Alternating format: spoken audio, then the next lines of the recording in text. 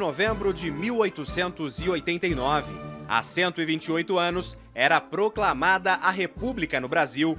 Liderado pelo Marechal Deodoro da Fonseca, o movimento político-militar derrubou a monarquia e instaurou a República, dando fim à soberania do imperador Dom Pedro II. República Velha, da espada, presidência civil, política dos governadores, do café com leite, coronelismo e Revolução de 30. Essas foram algumas das fases do Brasil republicano depois da proclamação de 1889. Após a ditadura militar, a chamada Nova República deu início ao processo de redemocratização do país. Mas será que o Brasil vive de fato uma república plena? Conversamos com a historiadora Mariana Dolci e o historiador Moacir Assunção, para antes entender o que é uma república. Foi uma forma de governo inventada em Roma, no século VI a.C., e que foi feita de forma que a elite romana, que eram os patrícios, queriam tirar um rei que era etrusco, foi uma das ondas migratórias em Roma, e acabam tomando o poder. A elite, muito descontente com isso, vai lá e depõe o rei e sobe ao poder.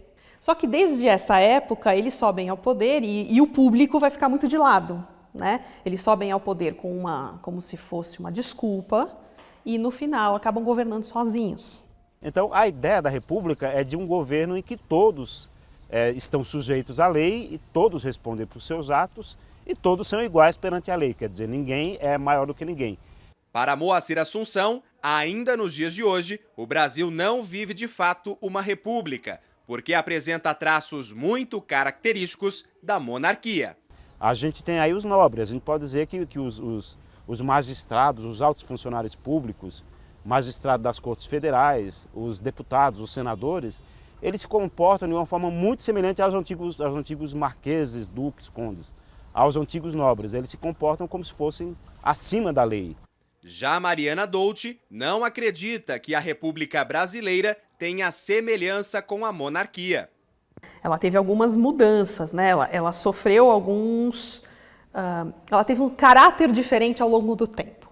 De acordo com os historiadores, o sistema republicano é eficaz, desde que o povo adquira consciência política para fazer valer a República, que deve estar aliada ao conceito de democracia.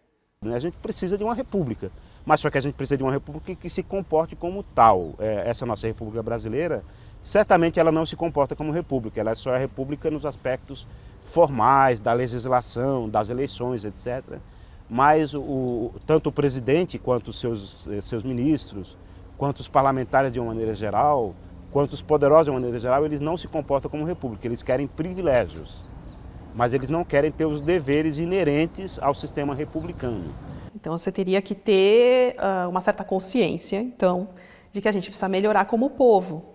A gente precisa dar melhores condições para as nossas pessoas, para as nossas famílias, para os nossos amigos. E acredito que o próximo ano vai ser crucial para a gente decidir. De São Paulo, Pedro Málaga, para a Rede Vida de Televisão.